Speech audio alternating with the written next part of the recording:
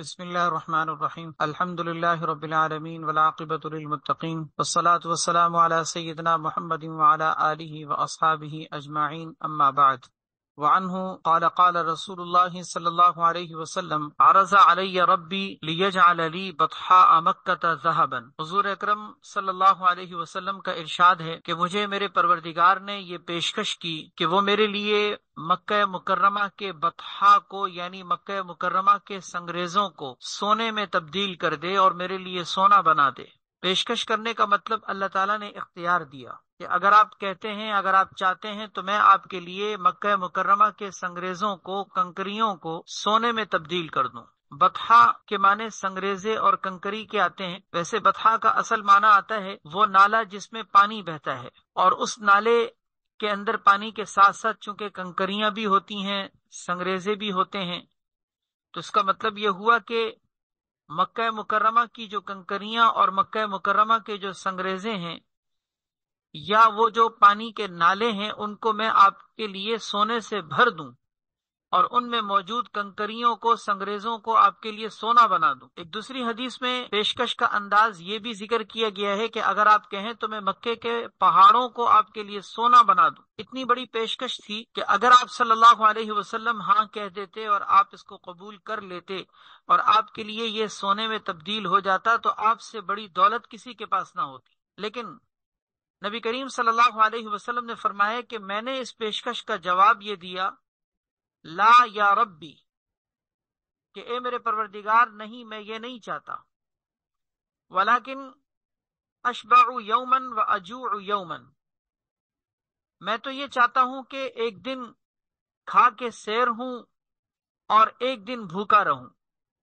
شبع یشبع اس کے معنی کھا کر پیٹ بھرنے کے اور سیر ہو جانے کے آتے ہیں، تو اشبع یوما و اجوع یوما، کہ میں تو یہ چاہتا ہوں کہ ایک دن کھانا پیٹ بھر کے کھانے کو مل جائے اور سیر ہو جاؤں، اور دوسرے دن بھوکا رہوں، بھوک کی حالت میں گزاروں۔ فَإِذَا جُعْتُ تَسَرَّعْتُ إِلَيْكَ، کہ جب میں بھوکا ہوں تو میں آپ کی طرف آہوزاری کے ساتھ رجوع کروں۔ تضرع کے معنی آتے ہیں آہوزاری کے ساتھ اللہ کی جانب متوجہ ہونا۔ وَذَكَرْتُكَ، اور میں آپ کو یاد کروں۔ وَإِذَا شَبِعْتُ، اور جب میں پیٹ بھرا ہوا ہوں، پیٹ بھرے ہوئے ہونے کی حالت میں ہوں، حَمِدْتُكَ وَشَكَرْتُكَ، تو میں آپ کی حمد و ثنا اور آپ کا شکر ادا کروں۔ یہ جواب تھا نبی کریم صلی اللہ علیہ وسلم کا اس پیشکش کے مقابلے میں جو اللہ کی جانب سے آپ کو پیشکش کی گئی تھی کہ آپ کہیں تو مکے کے پہاڑوں کو، مکے کے ان سنگریزوں کو، مکے کی ان ساری کنکریوں کو اور ان نالوں کو آپ کے لیے سونا بنا دوں اور سونے سے بھر دوں۔ لیکن نبی علیہ الصلوۃ والسلام نے فرمایا کہ میں تو صبر و شکر کی زندگی چاہتا ہوں، میں تو صبر و شکر کی زندگی چاہتا ہوں کہ کھانا ملے پیٹ بھر کے تو آپ کا شکر ادا کروں اور آپ کی حمد و ثنا بیان کروں، اور جب بھوکا ہوں اور بھوک اور پیاس کی حالت ہو تو ایسی حالت میں آپ کی طرف آہوزاری کے ساتھ رجوع کروں اور آپ کو یاد کروں۔ اس حدیث سے یہ بات معلوم ہوئی کہ نبی کریم صلی اللہ علیہ وسلم نے اپنے لیے صبر و شکر کی زندگی کو پسند کیا۔ آپ نے صبر و شکر کی زندگی کو پسند کیا جس میں دونوں حالتیں ہوتی ہیں، اچھی حالت بھی ہوتی ہے جس میں انسان کی تکلیف کی حالت بھی ہوتی ہے۔ دونوں حالتوں میں انسان کا صبر و شکر کا امتحان ہوتا ہے۔ خوشگوار حالات میں انسان کے شکر کا امتحان ہوتا ہے کہ وہ اللہ کی نعمتوں کا کتنا شکر ادا کرتا ہے، اور ناگوار حالات کے اندر انسان کے صبر کا امتحان ہوتا ہے کہ وہ برداشت کتنا کرتا ہے۔ تو نبی علیہ الصلوۃ والسلام نے اپنے لیے اسی صبر و شکر کی زندگی کو پسند کیا۔ اس حدیث سے یہ بات بھی علماء نے اخذ کی ہے کہ نبی کریم صلی اللہ علیہ وسلم کا جو فقر آپ نے سنا ہے کہ آپ صلی اللہ علیہ وسلم کئی دن آپ کھانا نہیں، آپ پیٹ بھر کے کھایا کرتے تھے۔ آپ صلی اللہ علیہ وسلم کے گھر میں کئی دن حتیٰ کہ مہینہ گزر جاتا تھا اور چولہا نہیں جلتا تھا۔ آپ صلی اللہ علیہ وسلم کی یہ جو فقر کی حالت احادیث اور روایات میں ذکر کی گئی ہیں، یہ فقر آپ صلی اللہ علیہ وسلم کا اختیاری تھا، اپنے اختیار اور اپنے قصد اور ارادے سے آپ نے اس کو جوائن کیا تھا، آپ نے اس کو اپنے لیے منتخب کیا تھا۔ آپ صلی اللہ علیہ وسلم کا یہ فقر کوئی جبری نہیں تھا، اضطراری نہیں تھا، مجبوری کی وجہ سے آپ صلی اللہ علیہ وسلم کے اوپر کوئی فقر نہیں تھا کہ آپ چاہتے تھے کہ آپ امیر بن جائیں لیکن آپ کے اوپر فقر غالب رہا، ایسا نہیں ہے۔ دیکھیں نا، فقر کی دو صورتیں ہوتی ہیں، ایک فقر جبری ہوتا ہے کہ ایک انسان چاہتا ہے کہ میں فقر سے نکلوں لیکن نکل نہیں پاتا، میری معاشی تنگی دور ہو لیکن وہ نکل نہیں پاتا اس تنگی سے، اس کو کہتے ہیں جبری فقر۔ اور ایک فقر وہ ہوتا ہے کہ جو انسان خود اپنی زندگی کے لیے انتخاب کرتا ہے کہ اللہ نے تو اس کو معاشی خوشحالی اور فراوانی اور کشادگی اور وسعت دی تھی، لیکن وہ اتنی سخاوت کے دریا بہاتا ہے اور اتنا لوگوں کے اوپر لٹاتا ہے اپنے مال کو کہ وہ اپنے لیے خود فقر کی زندگی کو انتخاب کرتا ہے کہ میں چاہتا ہوں کہ میرے پاس ایسی حالت نہ ہو کہ میں مال جمع کرنے کے پیچھے پڑ جاؤں۔ یہ جو حالت ہے اس کو کہتے ہیں فقر اختیاری۔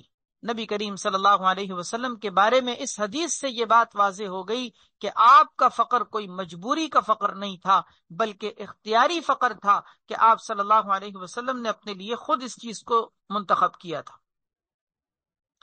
اور اسی حدیث سے ایک بات یہ بھی معلوم ہوئی کہ نبی کریم صلی اللہ علیہ وسلم نے چونکہ اپنے لیے صبر و شکر کی زندگی کا انتخاب کیا، اس سے معلوم ہوا کہ غنا کے مقابلے میں فقر افضل ہے۔ یہ ایک علم تصوف کے اندر ایک مسئلہ ہے جس پر حضرات محدثین نے بھی اور صوفیہ نے بھی بحث کی ہے کہ انسان اگر دولت مند ہو اور اللہ کی دولت، اللہ کی دی ہوئی دولت کا شکر بھی ادا کر رہا ہو، یہ افضل ہے یا وہ فقیر اور مفلس افضل ہے کہ جو صبر و شکر کی زندگی کو گزارے؟ دیکھیں نا، بظاہر دونوں ہی عبادت کی حالت میں ہیں، دونوں ہی نیک آدمی ہیں۔ ایک کو اللہ نے مال دیا، اس نے سخاوت کی، اس نے مال کے حقوق ادا کیے، مال کے فتنے میں مبتلا نہیں ہوا، اللہ کی نعمت کا شکر ادا کیا، یہ بھی ایک بہت بڑا نیک اور صالح اور پارسا انسان ہے کہ اللہ نے اس کو مال دیا لیکن یہ مال کے فتنے میں نہیں پڑا۔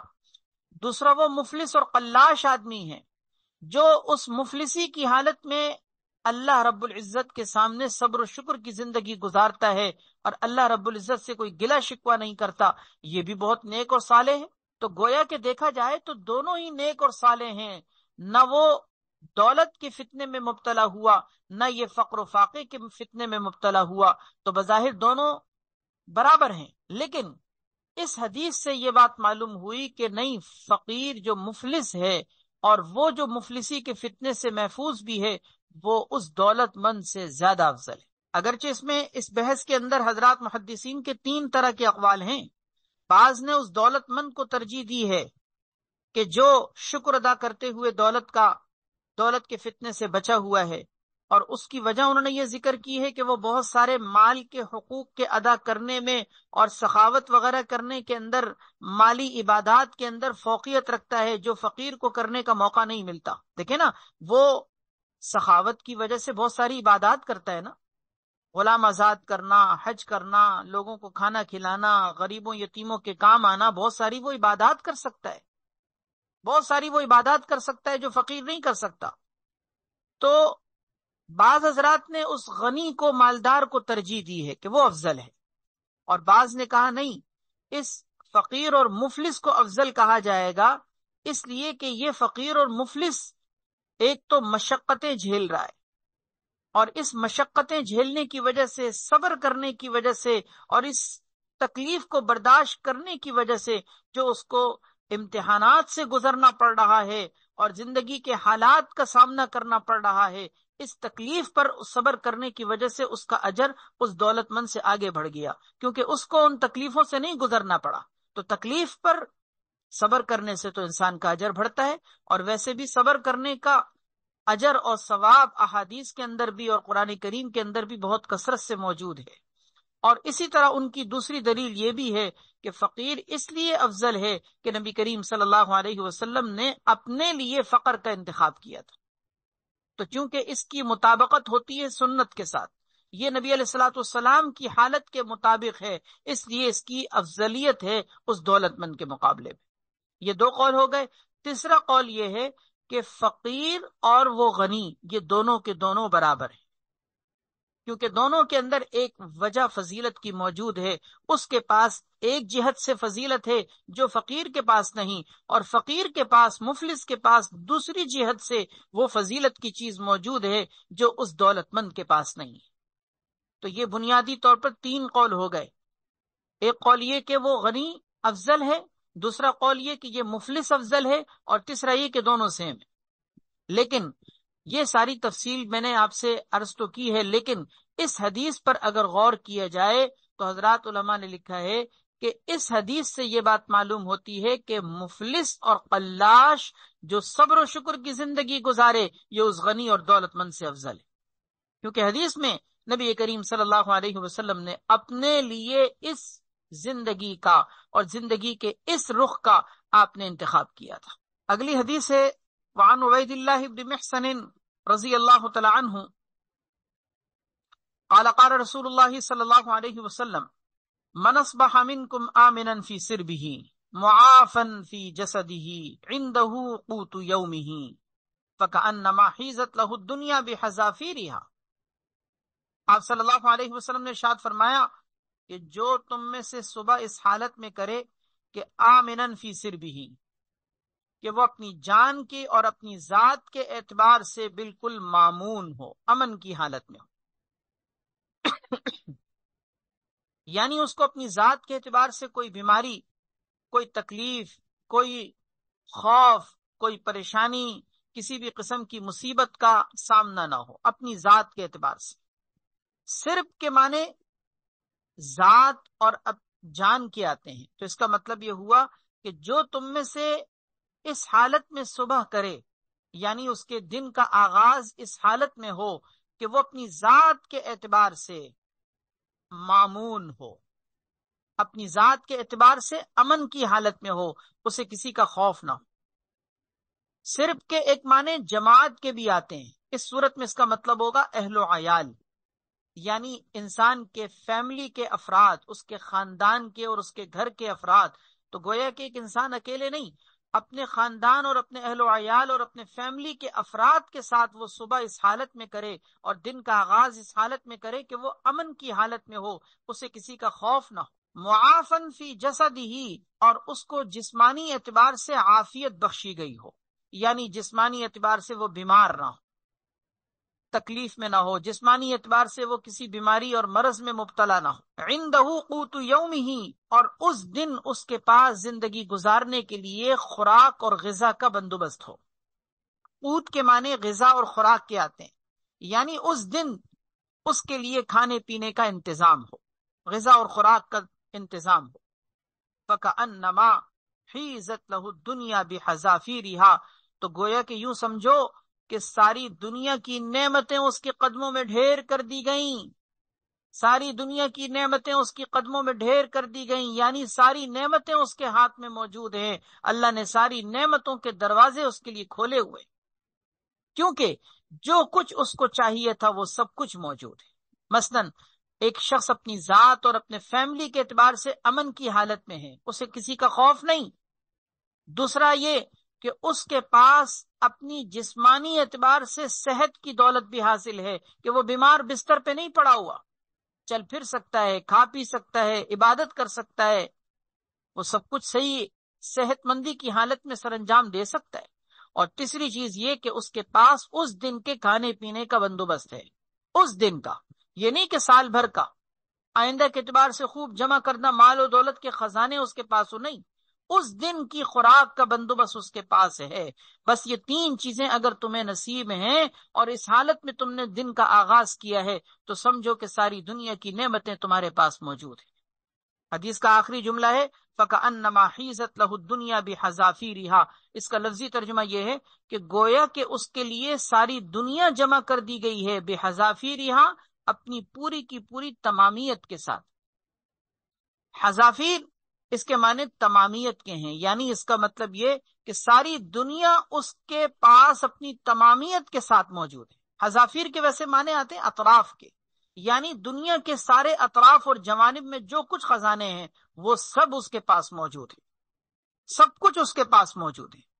تو اس کا حاصل یہ نکلا کہ 3 چیزیں اگر آپ کے پاس موجود ہیں تو آپ کے پاس ساری دنیا کی دولتیں ہیں، اب آپ ناشکری نہیں کر سکتے، آپ یہ نہیں کہہ سکتے کہ میرے پاس یہ چیز نہیں ہے، میرے پاس وہ چیز نہیں ہے، فلاں کے پاس تو یہ ہے، میرے پاس نہیں ہے، میرے پاس آج کا تو ہے کل کا نہیں ہے، اگلے ہفتے کا کیا ہوگا، اگلے مہینے میں کیا کھاؤں گا، میرے پاس کوئی جمع کردہ خزانہ نہیں ہے۔ یہ ساری باتیں ناشکری کی ہیں، کیونکہ اگر آپ کے پاس اس دن کے گزارنے کا بندوبست ہے، شکر کریں۔ آپ بہت بڑے بادشاہ ہیں، اللہ نے آپ کو شہزادوں کی زندگی دی ہے کہ آج کے دن کا انتظام اللہ نے آپ کے لیے کر دیا۔ رہا یہ کہ کل کیا ہوگا، کل کیا کھاؤں گا، تو کل کی کل دیکھی جائے گی۔ جس رب نے آج آپ کو کھلایا ہے، کل کیا وہ بھول جائے گا؟ جس رب نے آپ کے لیے آج غذا اور خوراک کا بندوبست کیا ہے، کل کیا آپ کو بھوکا مارے گا؟ اسی کو توکل کی کمی کہتے ہیں، اسی کو توکل کی کمی کہتے ہیں کہ جب انسان کا اللہ پر توکل اور بھروسہ نہ ہو تو پھر انسان کل اور پرسوں کے جمع کرنے کے اور اگلے سال اور اس سے اگلے سال کے جمع کرنے کے چکر میں پڑ جاتا ہے۔ زندگی کا بھروسہ نہیں ہوتا، ایک دن کا، اور 25 30 40 سال کی پلاننگ کر رہا ہوتا ہے۔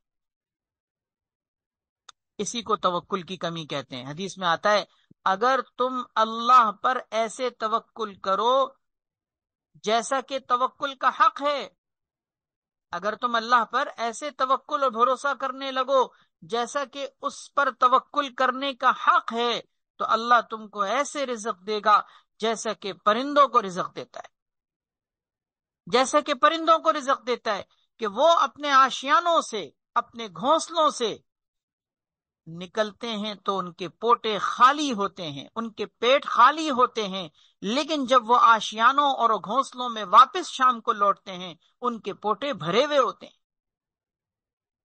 ان کے پوٹے بھرے ہوئے ہوتے ہیں۔ آپ ان کے آشیانوں کو کھول کھول کر دیکھ لیجئے، کھنگال کھنگال کر دیکھ لیجئے، آپ کو وہاں کوئی اسٹاک نظر نہیں آئے گا۔ وہاں پر ان کو اگلے دن کا آپ کو کوئی اسٹاک نہیں ملے گا کہ جی 4 دن اور جو ہے مہینے مہینے اور سال سال کا انہوں نے وہاں پر کوئی اسٹاک کر رکھا ہو۔ اللہ کی ذات پر توکل کرتے ہیں، اللہ ان کو کیسے رزق دیتے ہیں، انہیں یہ پتہ ہوتا ہے آشیانوں سے نکلنا اور نکل کر اڑنا ہمارا کام ہے، رزق دینا اللہ کا کام۔ وَكَأَيٍّ مِّن دَابَّةٍ لَا تَحْمِلُ رِزْقَهَا، کتنے ہی چوپائے اور جانور ایسے ہیں جو اپنے رزق کا بوجھ نہیں اٹھا سکتے۔ اللہ یرزقها وَإِيَّاكُمْ، اللہ ان کو بھی رزق دیتا ہے، اللہ تم کو بھی رزق دیتا ہے۔ بہرحال اسی کو توکل کہتے ہیں۔ اس حدیث سے گویا یہ تعلیم ہمیں ملی، اس حدیث سے ہمیں یہ تعلیم ملی، ہمیں یہ سبق ملا کہ ایک تو یہ کہ ہم اگر دن کے اعتبار سے اس دن کے کھانے پینے کا انتظام رکھتے ہوں، جسمانی صحت اور عافیت کی حالت میں ہوں، اور ہمیں کسی کا کوئی خوف نہ ہو، تو ہمیں شکر ادا کرنا چاہیے، اللہ کی ناشکری نہیں کرنی چاہیے کہ میرے پاس وہ چیز نہیں، میرے پاس وہ چیز نہیں، ناشکری نہیں کریں۔ دوسری بات ہمیں اس حدیث سے یہ بات معلوم ہوئی کہ اللہ کی ذات پر توکل اور بھروسہ کریں۔ جس دن کا انتظام اللہ نے آج کے دن اگر کیا ہے، وہی دن آپ کے پاس دوبارہ پلٹ کر جب اگلے دن آئے گا، اللہ اس کا بھی انتظام کرے، کیونکہ اللہ نے رزق اپنے ذمے لیا ہے۔ مَا مِن دَابَّةٍ فِي الْأَرْضِ إِلَّا عَلَى اللَّهِ رِزْقُهَا، زمین پہ چلنے والا کوئی جانور چوپایا ایسا نہیں جس کا رزق اللہ کے ذمے نہ ہو، اللہ رزق دیتے ہیں۔ ان اللہ هو الرزاق ذو القوة المتین، اللہ ہی رزاق ہے، واللہ خیر الرازقین، ان اللہ یرزق من یشاء بغیر حساب۔ اللہ رزق اپنے ذمے اللہ نے لیا ہے، تو اللہ پر توکل کریں، اللہ پر بھروسہ کریں، مستقبل کے حوالے سے اندیشوں اور خدشات کا شکار نہ ہو کہ کیا بنے گا، کیا کھائیں گے، میرے بچوں کا کیا ہوگا، میری آگے آنے والی نسلوں کا کیا ہوگا، حالات کس ڈھب پہ جا رہے ہیں، میرے بچے کیا ہوں گے۔ یہ ٹھیک ہے، ایک انسان فکر کرتا ہے، پلاننگ کرتا ہے، اس سے منع نہیں کیا جاتا، پلاننگ سے منع نہیں ہے، لیکن ان چیزوں کو اپنے دل میں اندیشوں اور خدشات کی حیثیت سے سوار نہ کریں کہ کیا ہوگا، سوار نہ کریں۔ جس رب نے آپ کو کبھی فقر و فاقے میں بھوکا نہیں سونے دیا، وہ آپ کے بچوں کو بھی بھوکا نہیں سونے دے گا۔ اسی کو توکل کہتے ہیں، توکل اور بھروسہ۔ اگلی حدیث ہے، وعن المقدام ابن معدی کرب رضی اللہ تعالی عنہ قال سمعت رسول اللہ صلی اللہ علیہ وسلم یقول، حضرت مقدام ابن معدی کرب رضی اللہ تعالیٰ عنہ فرماتے ہیں کہ میں نے نبی کریم صلی اللہ علیہ وسلم کو فرماتے ہوئے سنا، ما ملأ آدمی وعاء شرا من بطن، فرمایا کہ انسان نے کبھی کوئی برتن پیٹ سے زیادہ برا نہیں بھرا، انسان نے کبھی کوئی برتن پیٹ سے زیادہ برا نہیں بھرا، یعنی اس کا مطلب برتن بہت سے ہوتے ہیں جس میں بہت سی چیزیں ڈالی جاتی ہیں اور بھری جاتی ہیں، سب سے برا وہ برتن جس کو بھرتا ہے انسان وہ پیٹ کا برتن ہے۔ پھر فرمایا کہ بحسب ابن آدم اکلات یقمن صلبہ، ابن آدم یعنی انسان کے لیے تو چند وہ لقمے کافی ہیں، اکلات اکلتن کی جمع ہے، کھانے کے ایک لقمے کو کہا جاتا ہے۔ بحسب ابن آدم اکلات، ابن آدم یعنی انسان کے لیے تو وہ چند لقمے کافی ہیں، یقمن صلبہ، جو اس کی کمر کو سیدھا کر دیں، جو اس کی کمر کو سیدھا کر دیں۔ فَإِن كَانَ لَا مَحَالَةَ، اگر یقینی بات ہے کہ کچھ نہ کچھ کھانا ہی ہے، لا محالہ کا مطلب ہے کہ ضروری ہے، فَإِن كَانَ لَا مَحَالَةَ، اگر کھانا ضروری ہی ہے، فَثُلُثٌ طَعَامٌ وَثُلُثٌ شَرَابٌ وَثُلُثٌ لِنَفَسِهِ، تو ایک تہائی پیٹ کا کھانے کے لیے رکھو اور دوسرا تہائی پینے کے لیے رکھو اور تیسرا تہائی جو ہے وہ اپنی سانس کے لیے چھوڑ دو، سانس کے لیے، تنفس کے لیے۔ تو اس کا مطلب یہ ہوا کہ کھانا انسان کو اعتدال سے کھانا چاہیے، اس کو پیٹ بھر کے اتنا کھانا کہ حلق تک آ جائے اور کھٹی ڈکاریں شروع ہو جائیں اور انسان بدہضمی کا شکار ہو، یہ شریعت کے مطابق کھانے کا کوئی بہترین طریقہ نہیں ہے اور نہ ہی یہ کوئی پسندیدہ طریقہ ہے۔ نبی کریم صلی اللہ علیہ وسلم نے بھی اس طریقے کو نہ اختیار کیا اور نہ پسند کیا۔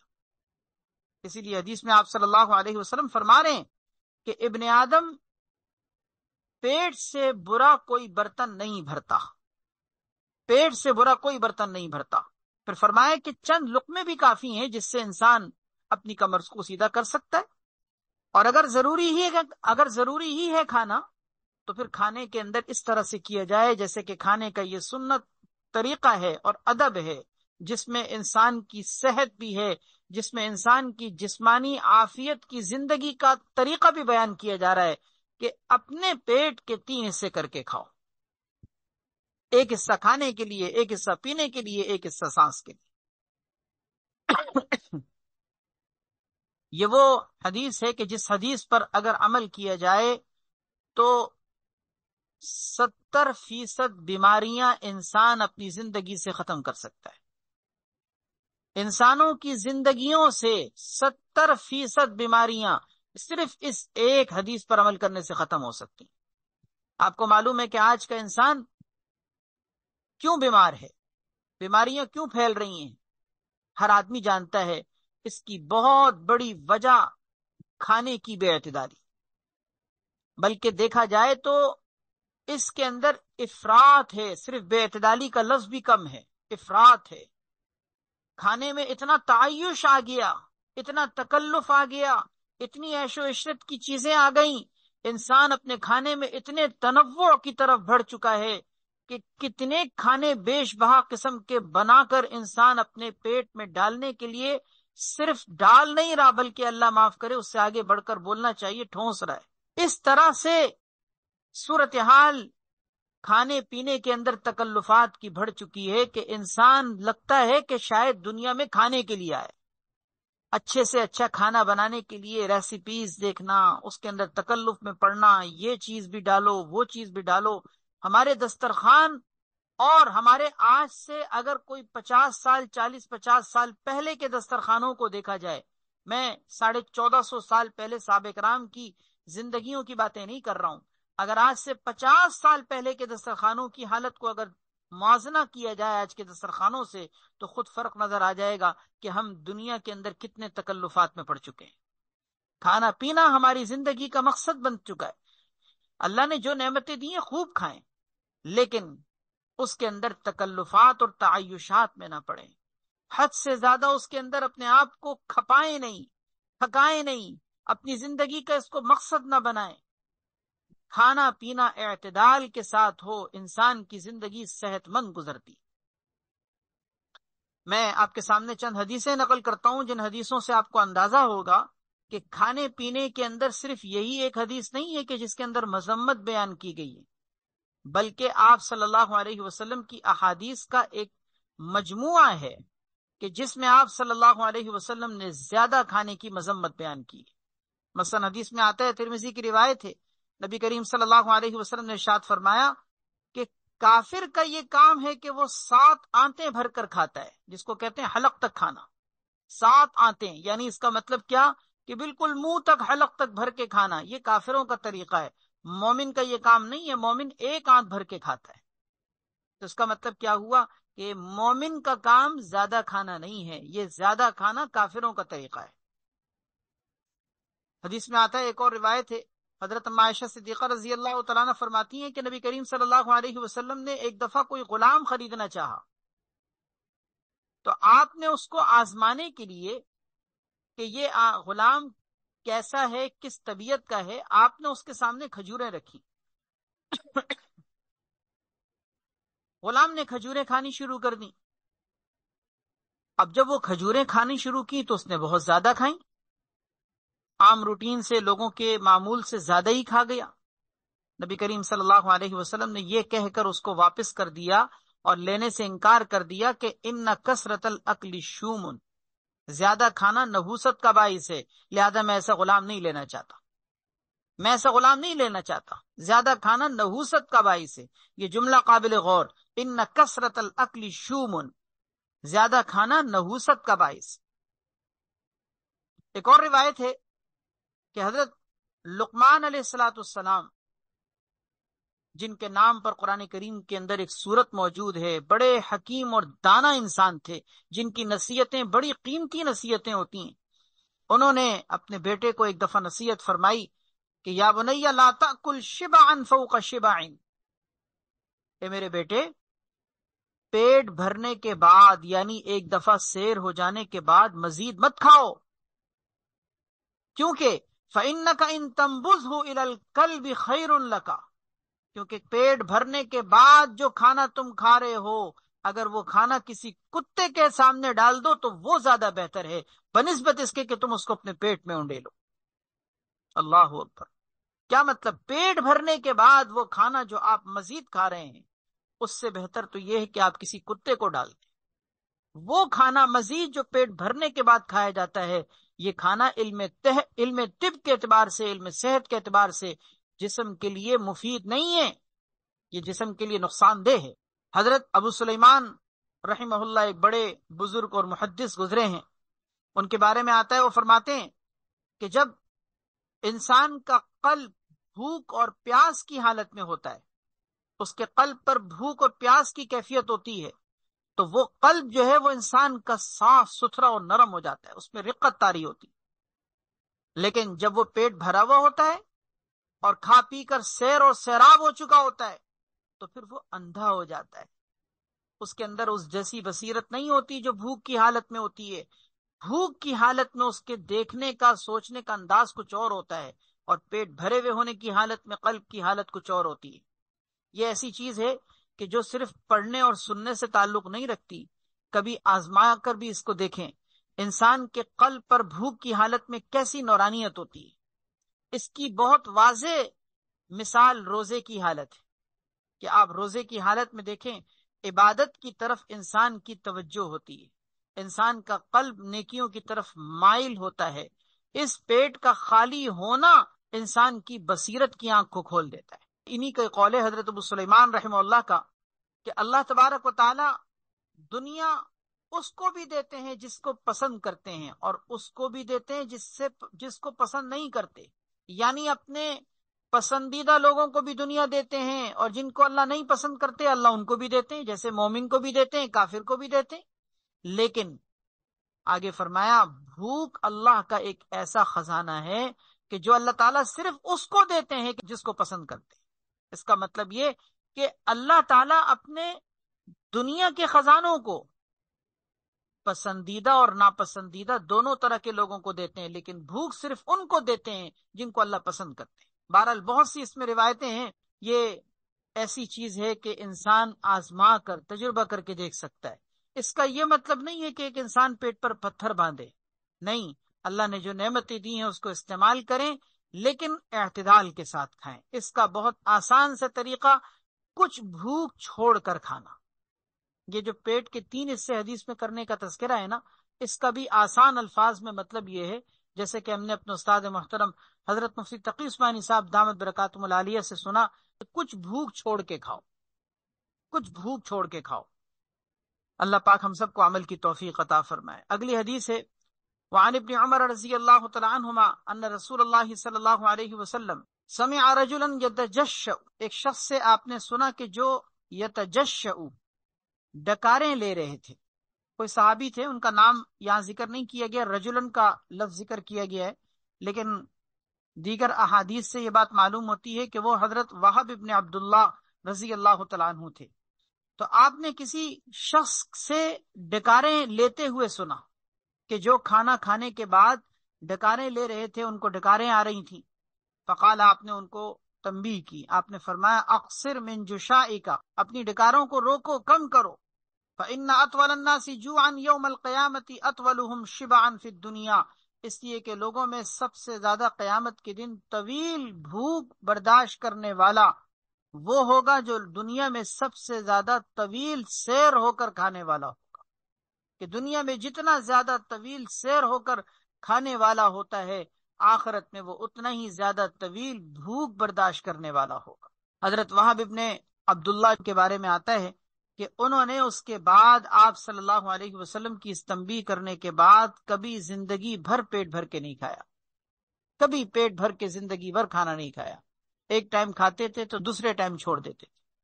اس کا مطلب یہ ہوا کہ حضور اکرم صلی اللہ علیہ وسلم کی اس اصلاح اور تربیت کا انہوں نے یہ اثر قبول کیا کہ زندگی بھر اس پر عمل کیا۔ وعن کعب بن عیاض رضی اللہ تعالی عنہ قال سمعت رسول اللہ صلی اللہ علیہ وسلم یقول ان لکل امت فتنة، حضرت کعب ابن عیاض رضی اللہ تعالیٰ عنہ فرماتے ہیں کہ میں نے نبی کریم صلی اللہ علیہ وسلم کو فرماتے ہوئے سنا، ان لکل امت فتنة، بے شک ہر امت کے لیے فتنہ ہوتا ہے، آزمائش ہوتی ہے۔ پچھلی امتوں کے اندر یہ سلسلہ رہا کہ ہر امت کے لیے کوئی آزمائش رکھی گئی۔ اس کا مطلب آزمائش تو مختلف ہوا کرتی تھیں، لیکن کوئی خاص آزمائش کا پہلو ایسا ہوتا تھا کہ جو اس امت کے لیے بطور خاص ہوتا تھا، ورنہ تو آزمانے کی چیزیں تو بہت سی ہوتی ہیں نا، لیکن ہر امت کے لیے کوئی خاص فتنہ رکھا گیا ہے کہ جس کے ذریعے سے اس کی خصوصی آزمائش ہوتی ہے۔ وَفِتْنَةُ أُمَّتِيَ الْمَالِ، اور میری امت کا فتنہ مال ہے، میری امت کا فتنہ مال ہے۔ کیا مطلب؟ میری امت میں بھی آزمائش کی مختلف شکلیں ہوں گی، لیکن سب سے زیادہ خطرناک شکل اور سب سے زیادہ فتنہ انگیز شکل جو فتنہ بن کر میری امت میں نمودار ہوگی وہ مال کی صورت میں ہوگی۔ چنانچہ ایسے ہی آپ دیکھ لیجئے نبی کریم صلی اللہ علیہ وسلم اور دور صحابہ کو دیکھیے، ابتدائی طور پر کیسا مفلسی کا اور کیسا تنگدستی کا زمانہ تھا، معاشی کیسی تنگدستی کا زمانہ تھا۔ خود نبی کریم صلی اللہ علیہ وسلم کے دور کو دیکھیے، صحابہ کے دور کو دیکھیے، بعد کے زمانوں کو دیکھیے، لیکن جیسے جیسے ہم قیامت کے قریب جا رہے ہیں یہ امت مال کے اعتبار سے کتنی فراوانی اور خوشحالی کی حالت میں آتی چلی جا رہی۔ کوئی بہت پرانی زندگیوں کو دیکھنے کے بجائے آپ پیچھے پلٹ کر اپنے ماں باپ، اپنے دادا دادی، اپنے نانا نانی کی زندگیوں کو دیکھ لیں تو آپ کو نظر آئے گا کہ ان کے مقابلے میں ہمیں اللہ نے کتنی فراوانی دی۔ ہم جیسے جیسے آگے بڑھ رہے ہیں نا قیامت کی طرف، مال کی یہ فراوانی بڑھتی چلی جا رہی ہے۔ اگر آج اپنی زندگیوں کا آپ جائزہ لیں تو ایسی زندگی تو کسی بادشاہ اور شہزادے کو بھی نصیب نہیں ہوئی۔ دیکھیے نا، اس زمانے کے بادشاہوں کو بھی کیا یہ زندگی نصیب تھی؟ بٹن دباؤ پنکھا چل رہا ہے، اے سی چل رہا ہے، بٹن دباؤ تو مسالے پیس رہے ہیں، سینسر سے دروازے کھل رہے ہیں۔ اب تو دروازے کے لاک کو کھولنے کی بھی ضرورت نہیں، بس ایک کارڈ دکھایا اور سینسر سے دروازے کھل رہے ہیں، نلکے کے نیچے ہاتھ لاتے ہیں اور پانی بہنا شروع ہو جاتا ہے۔ یہ کیا چیزیں ہیں؟ ایسی زندگی کسی بادشاہ کو بھی نصیب ہوئی ہے؟ زندگی روبوٹک بن چکی ہے، وقت بھی بچ رہا ہے، سہولتیں بھی مل رہی ہیں، تکلفات زندگی کے اتنے بڑھ چکے ہیں کہ جو وقت بچ رہا ہے وہ وقت ہمارا ضائع ہو رہا ہے، وہ وقت ہمارا ضائع ہو رہا ہے، کیونکہ ہم وقت تو بچا رہے ہیں لیکن اس وقت کو صحیح معنوں میں مینج نہیں کر پا رہے۔ ہمارے بڑے بوڑھے بہت ساری مشقتوں کے باوجود بھی قرآن کے لیے وقت نکالا کرتے تھے، دینی باتوں کے لیے وقت نکالا کرتے تھے، عبادت کے لیے وقت نکالا کرتے تھے، اور آپس میں محبت، صلہ رحمی اور ایک دوسرے کے غم خوشی میں شریک ہونے کے لیے وقت نکالا کرتے تھے۔ اور آج ہماری زندگیاں یہ ہیں کہ بوڑھے ماں باپ کے پاس بیٹھنے کے لیے بچوں کے پاس ٹائم نہیں ہے، بوڑھے ماں باپ کے پاس بیٹھنے کے لیے بچوں کے پاس ٹائم نہیں ہے۔ فیس بک پہ بیٹھ کے یاروں دوستوں کے ساتھ لمبی لمبی گفتگو کرنے کا وقت تو ہے، لیکن اپنے ماں باپ کو دینے کے لیے وقت نہیں۔ وقت ہمارا کتنا ضائع ہو رہا ہے۔ زندگی کی سہولیات نے ہمیں بجائے اس کے کہ وقت بچا کر دین کے اور عبادت کے قریب کیا ہوتا، ہم اس مال کے فتنے میں مبتلا ہوتے چلے جا رہے ہیں۔ نبی علیہ الصلوۃ والسلام نے ارشاد فرمایا کہ ہر امت کے لیے ایک فتنہ رکھا گیا ہے، میری امت کے لیے فتنہ مال ہے، مال۔ اللہ اکبر۔ حدیث میں آتا ہے نبی علیہ الصلوۃ والسلام نے ایک موقع پر ارشاد فرمایا کہ اس وقت کا کیا حال ہوگا جب کپڑوں کی بہتات کا اور فراوانی کا یہ عالم ہوگا کہ تم صبح کے وقت میں ایک کپڑے اور شام کے وقت میں ایک کپڑے پہنو، جب تمہارے دسترخوانوں پر ایک تھال کھانے کا آ رہا ہوگا، ایک جا رہا ہوگا، یعنی ایسی کھانے کی بہتات ہوگی کہ ایک کھانے نہیں، کئی کئی طرح کے کھانوں کی ڈشیں ہوں گی، ایک ڈش آ رہی ہوگی، دوسری ڈش جا رہی ہوگی۔ صحابہ کرام نے عرض کیا یا رسول اللہ کہ اس دن تو ہماری حالت بہت اچھی ہوگی، کیونکہ پھر تو ہم عبادت کے لیے خوب وقت نکال سکیں گے۔ اللہ اکبر۔ صحابہ کرام کی سوچ دیکھیے کہ اس حالت کو بھی اپنی عبادت کے ساتھ جوڑا کہ یا رسول اللہ پھر تو بڑی ہم اچھی حالت میں ہوں گے کہ کھانے کمانے کی بہت ساری چیزوں سے ہماری کفایت ہو جائے گی، پھر تو ہم عبادت کے لیے وقت نکال سکیں گے۔ آپ نے فرمایا نہیں نہیں نہیں نہیں نہیں، ایسا نہیں، تم آج اس دن کے مقابلے میں بہتر ہو، تم آج اس دن کے مقابلے میں بہتر ہو۔ اللہ اکبر۔ اس کا مطلب کیا ہوا؟ مال و دولت کے فتنوں میں بظاہر دیکھنے میں تو زندگی پر سہولت ہوتی ہے، وقت بھی بچ رہا ہوتا ہے، انسان کے کام بھی بچ رہے ہوتے ہیں، لیکن انسان مال کے فتنے میں مبتلا ہوتا چلا جاتا ہے۔ نبی علیہ الصلوۃ والسلام نے ارشاد فرمایا میری امت کا فتنہ مال ہے۔ یہ بات سمجھ لیجئے کہ مال اپنی ذات کے اعتبار سے کوئی برا نہیں ہے، کہ اس حدیث کا مطلب اگر ہم یہ سمجھیں کہ مال کوئی بہت بری چیز ہے، نہیں نہیں۔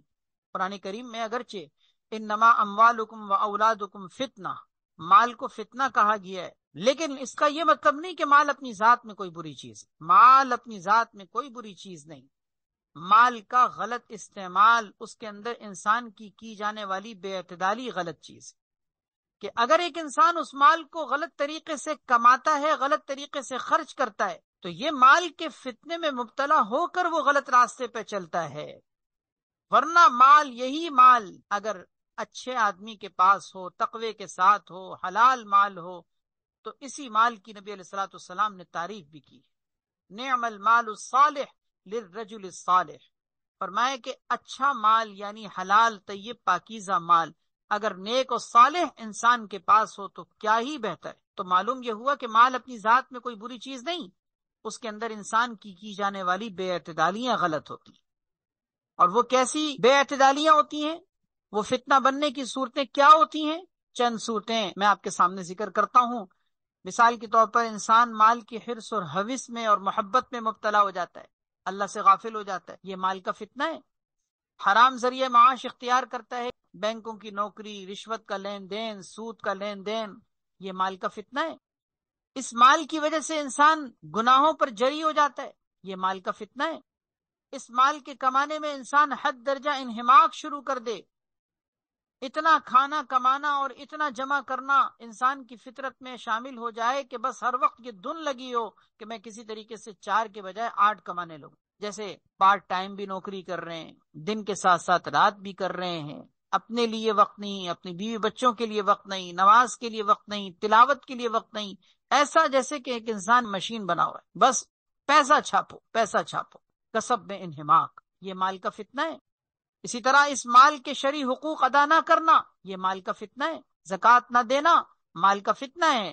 صدقہ فطر، قربانی، حج کرنا، یہ سب مال کی جو عبادتیں ہیں، اگر کوئی ان میں کوتاہی کر رہا ہے تو وہ مال کے فتنے میں مبتلا ہے۔ اسی طریقے سے حقوق اور فرائض اگر مال کے کمانے میں چھوٹ رہے ہیں، نماز پڑھنے کا آپ کے پاس وقت نہیں ہے، تجارت، ملازمت، دکانداری، کاروبار، بزنس، ان چیزوں کی وجہ سے نماز کا وقت نہیں ہے، تو اس کا مطلب یہ کہ آپ مال کے فتنے میں مبتلا ہے۔ اسی طرح یہ مال اگر آپ کو اللہ کی یاد اور اللہ کی اطاعت سے غافل کر رہا ہے تو یہ مال کا فتنہ ہے۔ آپ مال کی وجہ سے بخل میں، کنجوسی میں مبتلا ہیں۔ مال ایسا جمع کرنے کی آپ کے اندر روش آ گئی ہے کہ آپ مال خرچ کرنا چاہیں بھی تو نہیں کر پا رہے، تو اس کا مطلب یہ کنجوسی بن کر آپ کے لیے مال فتنہ بن چکا ہے۔ اسراف کر رہے ہیں آپ، عیاشیاں کر رہے ہیں، فضول خرچیاں کر رہے ہیں، یہ مال کا فتنہ ہے۔ گناہ کی جگہ پر مال کو خرچ کر رہے ہیں، یہ مال کا فتنہ ہے۔ اگر ایک انسان فقر کی حالت میں ہو تو بے صبری مال کا فتنہ ہے۔ دیکھیں نا، ایک انسان کے پاس اگر مال نہیں ہے، فقر و فاقے میں مبتلا ہوا، تنگ دستی میں مبتلا ہوا، اور اسی تنگ دستی میں ناشکری کرنے لگا، بے صبری کا مظاہرہ کرنے لگا، اس کا مطلب یہ مال کے فتنے میں پڑ گیا، کیونکہ اس کے لیے مال فقر کی حالت میں فتنہ بنا۔ کبھی کسی کے پاس مالداری کی حالت میں فتنہ بنتا ہے کہ کبھی مال آتا ہے، انسان مالدار بن کر فتنے کا شکار ہوتا ہے، کبھی مال نہیں آتا، فقیر اور مفلس بن کر فتنے کا شکار ہوتا ہے۔ تو یہ مال کی مختلف فتنہ بننے کی شکلیں ہیں، ان مختلف شکلوں میں مال انسان کے لیے فتنہ بنتا ہے۔ ضرورت اس بات کی ہے کہ انسان اپنے مال کے بارے میں ہمیشہ جائزہ لیتا رہے کہ آپ عملی زندگی میں اس مال کی وجہ سے اللہ سے اور دین سے دور ہیں یا نہیں۔ اگر دور ہو رہے ہیں تو یہ مال کے فتنے میں مبتلا ہے۔ اگلی حدیث ہے، حضرت انس رضی اللہ تعالیٰ عنہ فرماتے ہیں، نبی کریم صلی اللہ علیہ وسلم نے ارشاد فرمایا، یجاؤ بابن آدم، ابن آدم انسان کو قیامت کے دن لایا جائے گا، کأنہ بزج، اس حالت میں کہ گویا کہ وہ بکری کا بچہ ہوگا، یعنی بالکل چھوٹا ہونے کی حالت میں۔ اس سے اشارہ ہے اس کے حقیر ہونے کی طرف، کہ اللہ تبارک و تعالیٰ کے سامنے اس کو اتنا حقیر اور چھوٹا ہونے کی حالت میں پیش کیا جائے گا جیسے کوئی بکری کا بچہ۔ فیوقف بین یدی اللہ، اللہ تعالیٰ کے سامنے اس کو کھڑا کیا جائے گا۔ فیقول لہ، اللہ تبارک و تعالیٰ اس کو فرمائیں گے، اعطیتک وخولتک وانعمت علیک، دیکھو میں نے تمہیں بہت کچھ عطا کیا تھا، وخولتک، اور میں نے تمہیں جاہ و جلال دیا تھا۔ خولتک اس کے معنی بھی وہی اعطیتک ہی، دونوں ایک ہی معنی میں استعمال ہوتے ہیں۔ اعطیتک کا مطلب میں نے تمہیں دیا، اور خولتک کا مطلب میں نے تمہیں دیا، لیکن دونوں میں فرق یہ ہے کہ اعطیتک کا مطلب کوئی بھی چیز دی، لیکن خولتک کا مطلب ہوتا ہے تمہیں میں نے نوکر چاکر دیے، حشم خدم دیے، تمہیں جاہ و جلال دیا۔ اسی لیے اس کا ترجمہ کیا جاتا ہے جاہ و جلال، کہ تمہیں میں نے ایک حاکم کی حیثیت دی، کہ تمہارے ماتحت لوگ ہوا کرتے تھے، تمہیں میں نے ایک سرپرست اور تمہیں ایک بڑا بنا کر تمہیں بہت کچھ دیا۔ کیا مطلب؟ جاہ و جلال دیا، منصب دیا، عہدہ دیا۔ تو اعطیتک میں نے تمہیں بہت ساری چیزیں دیں، وخولتک میں نے تمہیں جاہ و جلال دیا، وانعمت علیک اور میں نے تم پر بہت سے انعامات کیے۔ بتاؤ فما صنعت، تم نے کیا کیا؟ یہ سوال ہوگا، اس کو کہتے ہیں نعمتوں کا سوال، جس کا قرآن کریم میں بھی تذکرہ ہے نا، سورہ تکاثر، الہاکم التکاثر، اس کی آخری آیت پڑھیے، کیا ہے؟ ثم لتسألن یومئذ عن النعیم، پھر ضرور بضرور تم سے اس دن نعمتوں کا پوچھا جائے گا، نعمتوں کا سوال کیا جائے گا۔ یہ ہے وہ نعمتوں کا سوال، اور آگے بھی حدیثوں میں آ رہا ہے کہ وہ نعمتوں کا سوال کس کس شکل میں ہوگا، آگے بھی حدیثیں آ رہی ہیں۔ تو آپ صلی اللہ علیہ وسلم نے فرمایا کہ اللہ تعالیٰ اس سے یہ کہیں گے کہ بتاؤ میں نے تمہیں یہ سارے انعامات کیے تھے تم پر، فما صنعت تم نے کیا کیا اس کے اندر؟ فیقول وہ کہے گا ربی جمعتہ وثمرتہ وترکتہ اکثر ما کانا، اے میرے پروردگار میں نے اس مال کو خوب جمع کیا، وثمرتہ اس کو خوب بڑھایا چڑھایا۔ ثمرہ کے معنی آتے ہیں اس کو بڑھانا، جیسے مال کے اندر کہیں انویسٹمنٹ کی، پروفٹ ملا، وہ مال بڑھ گیا، اس کو تثمیر کہتے ہیں۔ تو ربی جمعتہ، میں نے مال کو خوب جمع کیا، وثمرتہ، اس کو میں نے اور خوب بڑھایا چڑھایا، وترکتہ اکثرا، اور میں نے اس کو پہلے سے زیادہ کثیر حالت میں چھوڑا، اکثر ما کان، پہلے سے زیادہ کثیر حالت میں، کہ جتنا میرے پاس آیا تھا میں نے بڑھا چڑھا کر اس سے زیادہ ہونے کی حالت میں چھوڑا۔ فرجعنی آتک بہ کلہ، اے میرے پروردگار مجھے واپس لوٹا دے، دنیا میں جانے کے لیے مجھے موقع عنایت فرما دے، آتک بہ کلہ، کہ میں تیری خدمت میں سارا مال لے کے حاضر ہو جاؤں، سارا مال میں تیرے راستے میں قربان کرنے کے لیے تیار ہوں، بس مجھے ایک مرتبہ دنیا میں جانے کا موقع دے دے۔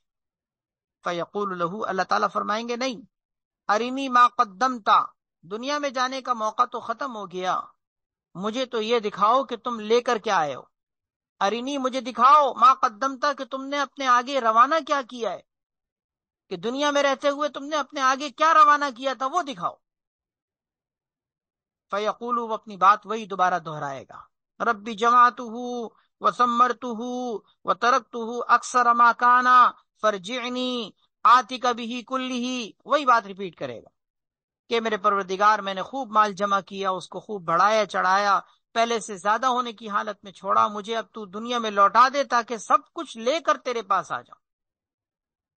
فَإِذَا عَبْدٌ لَمْ يُقَدِّمْ خَيْرًا، آپ صلی اللہ علیہ وسلم نے فرمایا کہ یہ وہ بندہ ہوگا لم یقدم خیرن، کہ جس نے کوئی مال پہلے سے آگے روانہ نہیں کیا تھا، کوئی نیکی کا کام نہیں کیا تھا، یہ بھی ترجمہ ہو سکتا ہے۔ خیر کے معنی خیر و بھلائی کے بھی آتے ہیں، اور خیر کے معنی مال کے بھی آتے ہیں، اس کا مطلب یہ کہ اس نے کوئی نیکی کا کام نہیں کیا تھا، یہ بھی مطلب، اور لم یقدم خیرن، کہ اس نے کوئی مال آگے روانہ پہلے سے نہیں کیا تھا، اور اب یہ چاہ رہا ہوگا کہ مجھے ایک دفعہ موقع ملے تو میں سارا مال اللہ کے راستے میں خرچ کر دوں گا، سب لے کے آؤں گا۔ اللہ تبارک و تعالیٰ کے سامنے جب وہ یہ بات کہے گا، فَيُمْزَى بِهِ إِلَى النَّارِ، اسے جہنم میں چلتا کر دیا جائے گا، اس کو اٹھا کر جہنم میں پھینک دیا جائے گا، اس لیے کہ اللہ تعالیٰ کا یہ اصول ہے، اللہ تعالیٰ کا یہ دستور ہے کہ دنیا کی زندگی کے ختم ہونے کے بعد دنیا میں دوبارہ نہیں بھیجا جاتا، موقع صرف ایک مرتبہ ملتا ہے۔ آج میری اور آپ کی زندگی کی سانسیں چل رہی ہیں، موقع ہے، ہم بہت کچھ کر سکتے ہیں، یہ سانسوں کا تار ٹوٹے گا سب کچھ ختم۔ آج ہم بہت کچھ کر سکتے ہیں، صدقہ کر سکتے ہیں، خیرات کر سکتے ہیں، مال کو اللہ کے راستے میں خرچ کر سکتے ہیں، اس مال کے شرعی حقوق ادا کر سکتے ہیں، اس مال کے ذریعے سے حج کر سکتے ہیں، غریبوں مسکینوں کو کھانا کھلا سکتے ہیں، اللہ کے راستے میں دل کھول کے مال خرچ کر سکتے ہیں۔ ہمارے ہاتھ میں آج اللہ نے یہ اختیار دیا ہے، ہمیں پورا اختیار ہے کہ ہم اپنے اس مال کو جہاں چاہیں خرچ کریں، لیکن لیکن لیکن یہ زندگی کا تار ٹوٹ گیا تو بس ختم، سب کچھ ختم، سب کچھ ختم۔ اب آپ چاہیں کہ ایک روپیہ بھی آپ صدقہ کرنا چاہیں تو نہیں کر سکتے، اختیار ختم۔ سورہ منافقون کی آخری آیات میں دیکھ لیجئے، دوسرے رکوع میں اللہ تعالیٰ نے ارشاد فرمایا، انفقوا مما رزقناکم، جو ہم نے تمہیں رزق دیا ہے اس میں خرچ کر لو، جو ہم نے تمہیں مال دیا ہے اس میں خرچ کر لو، قبل اس کے کہ وہ دن آئے کہ تم میں سے کوئی شخص یوں کہنے لگے کہ لولا اخرتنی الی اجر قریب، کہ اے اللہ تھوڑا سا موقع اور مل جائے، تھوڑا سا موقع اور مل جائے دنیا میں جانے کا، فاصدق واکن من الصالحین، تو میں تیرے راستے میں صدقہ خیرات کر کے نیک صالح بن جاؤں، لیکن ظاہر ہے کہ پھر تھوڑی ملے گا۔ وَلَن يُؤَخِّرَ اللَّهُ نَفْسًا إِذَا جَاءَ أَجَلُهَا، موت کا وقت کبھی اللہ تعالیٰ ڈیلے نہیں کرتے، جو وقت لکھا ہے وہ آئے گا، تو اس سے سرے منہ انحراف نہیں ہو سکتا۔ اس لیے انسان کو اپنی زندگی کے اندر قدر کرنی چاہیے، اللہ تعالیٰ نے جو نعمتیں دی ہیں ان نعمتوں کی قدر کیجیے۔ یہ زندگی کی سانسیں جب تک چل رہی ہیں ہم بہت کچھ کر سکتے ہیں۔ اللہ تعالیٰ ہم سب کو عمل کرنے کی، قدر کرنے کی، اپنی زندگیوں کو قیمتی بنانے کی، اللہ تعالیٰ نے جو نعمتیں عطا کی ہیں ان کا شکر ادا کرنے کی توفیق عطا فرمائے۔ وآخر دعوانا الحمدللہ رب العالمین، الحمدللہ رب العالمین والعاقبۃ للمتقین والصلاة والسلام علی سیدنا محمد وعلی آلہ واصحابہ اجمعین۔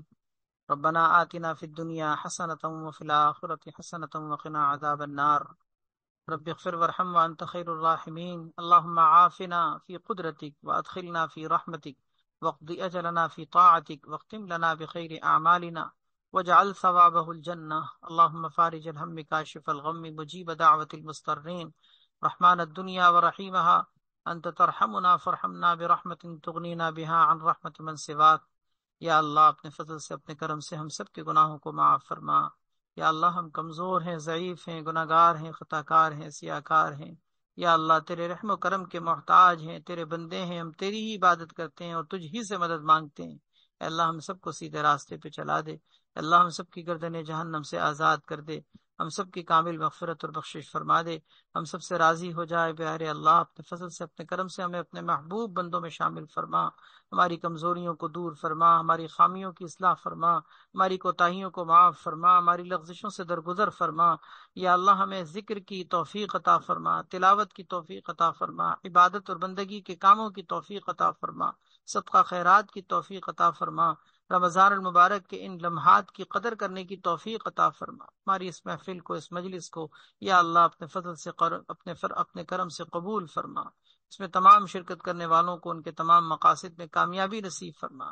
سب کی پریشانیاں دور فرما، سب کے مسائل حل فرما، سب کے گھروں میں خوشحالیاں پیدا فرما، سب کی زندگیوں میں برکتیں پیدا فرما، سب کے گھروں کے ہر طرح کے مسائل حل فرما، سکون اور عافیت اور خوشگوار زندگی نصیب فرما.